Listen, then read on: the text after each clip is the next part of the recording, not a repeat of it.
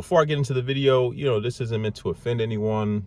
Doesn't mean that if you're broke that you're a bad person. I myself have been broke plenty of times throughout my life. I'm just going to be sharing some of my objective observations on why I think the average American is not doing so well financially, and the average American is broke. There's a statistic floating around, and don't quote me on this, but something along the lines of 60% of Americans don't have $1,000 saved in case of an emergency. And I just wanted to lay out some of the reasons why people are broke. Now, the first reason, inflation, right? This is a simple mathematics.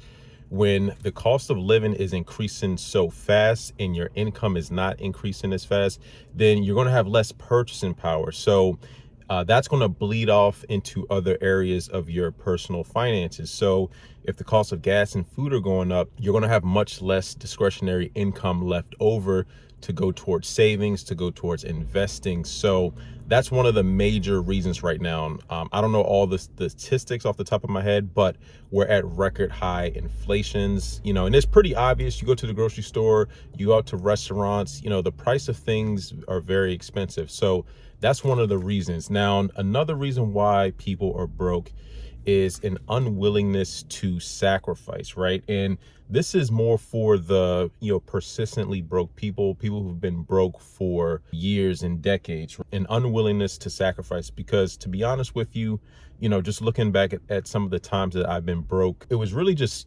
temporary, right? When I was much younger, not having financial support, not having financial resources, but all it really took was, just buckling down for a couple of months, being disciplined, saving, and making sacrificing your free time, hanging out with friends. Sometimes when you're at that stage where you're trying to build, you have to make sacrifices in order to get to the next level. So something has to give. If you're not in the financial position that you want to be in, then just audit what you're doing, right? If there's time that you're devoting to non-productive activities, you have to sacrifice that. But one thing that, a lot of broke people do is they don't want to sacrifice anything. Or a lot of broke people don't even want to sacrifice their comfort level. If there's a certain level of comfort that they're used to, they're unwilling to change that. The other reason why I think people are broke is stubbornness and pridefulness. And I've seen situations where, someone doesn't have a job. Not that they can't get a job, is that they're unwilling to get a job because they might interpret getting a job as something that's beneath them, or they're too good to work a job. And so when they're not working a job, they're not doing anything productive, they're suffering financially because they don't want to roll up their sleeves and go take a job and sacrifice for a little bit to get to the position that they want to get to. They think that, something else is going to come around bigger and better. And so in the meantime, you're not doing anything, you're not making any money, and your pride is getting in the way of your financial well-being. You're looking for that next big opportunity, or maybe you're not looking for that next opportunity. Maybe you're waiting for that opportunity to fall in your lap. And in the meantime, you're not doing any productive activity. I see this a lot where, someone may not even be working a job, but they might be around other people who they see are doing well financially, and they feel like they should have that too, even though they're not putting in any work. And so that's one of the reasons why I think a lot of people are broke. People who may have fallen off and want to regain or get back to the position where they were, but are unwilling to sacrifice to get back there, right? So it doesn't matter where you are in life. You could be making $100,000 today. That's no indication of where you might be several years from now. So you can never get too prideful and think that certain activities are beneath you. If things ever hit the fan and I had to, roll up my sleeves, I'm definitely willing to do it. Another reason why I think people are broke is an unwillingness to sacrifice their lifestyle. So once you get accustomed to living a certain lifestyle, eating out, driving a certain car, living in a certain neighborhood, wearing certain types of clothes, if your financial situation changes, if your income decreases, a lot of times people are unwilling to sacrifice the lifestyle that they live in order to adjust to their current capacity or their current ability to live that lifestyle. So if your income goes down, you have to adjust your lifestyle accordingly. And a lot of people, they adjust their lifestyle with their income. Let's say your income increases, right? You're going to go out and you're going to spend more.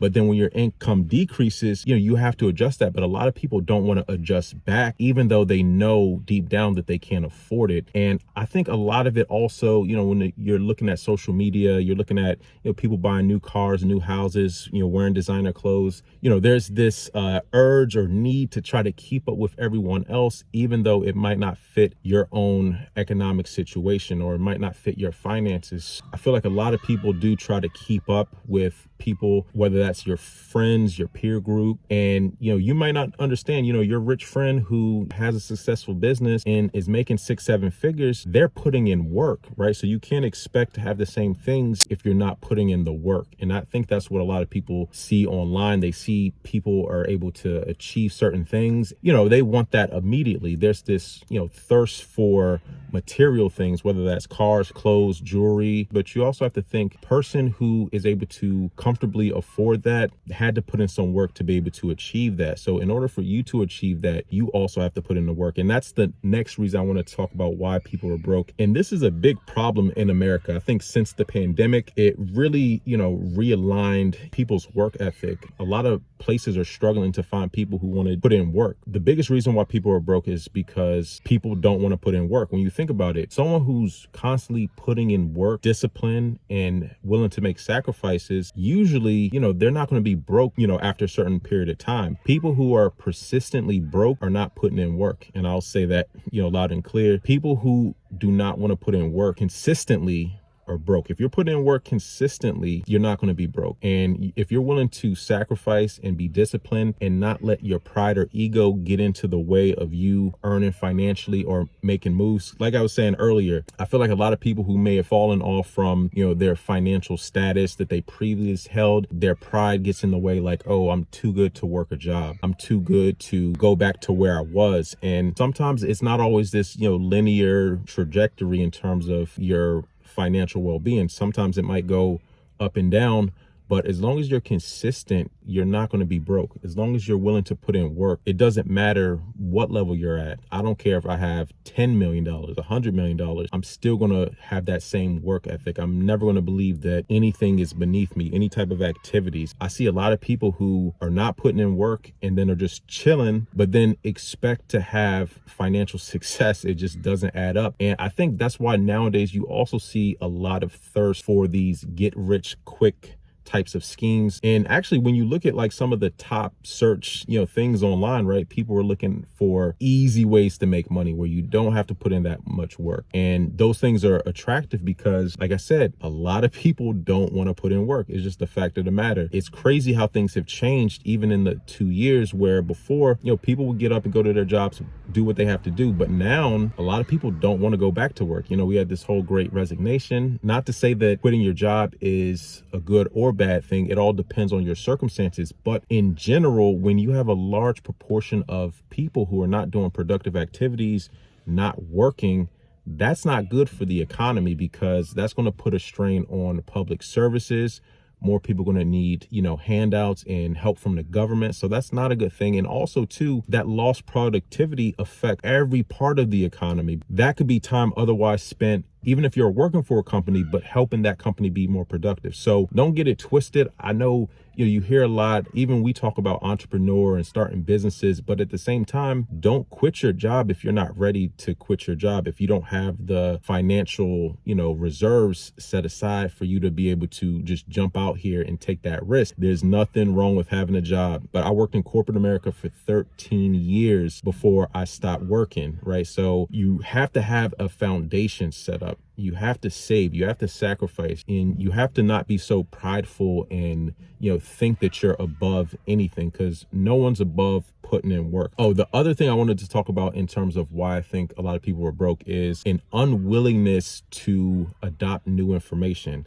I think this is, I guess, probably more so with older people. I've noticed, like a stubbornness, not wanting to change with the times. And we're undergoing one of the greatest economic transformations right now with the information age. You have young people becoming multi-millionaires before they're even 21 years old, right? So these are people who are embracing this new digital information age, this new digital economy, and things don't always, continue to work the same way, right?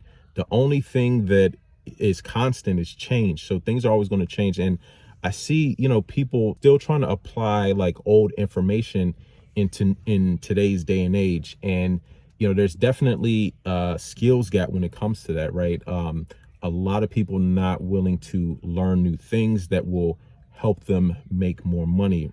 You want to always adapt to new information. I mean, I've even heard people saying this as well when social media came out, right? You had people saying, oh, I'm old school. I don't do that social media. But guess what? People who've embraced social media, especially business owners, entrepreneurs, content creators, they're killing it right now. I'll let you know that right now. They are killing it right now. And then you have people who did not embrace the information age and they're not learning new skills and they're struggling right now. So you always want to embrace new information. But anyways, that's all I wanted to cover in today's video. Let me know your comments and questions in the comment section down below. And until next time, take it easy and we'll talk to you soon. Peace.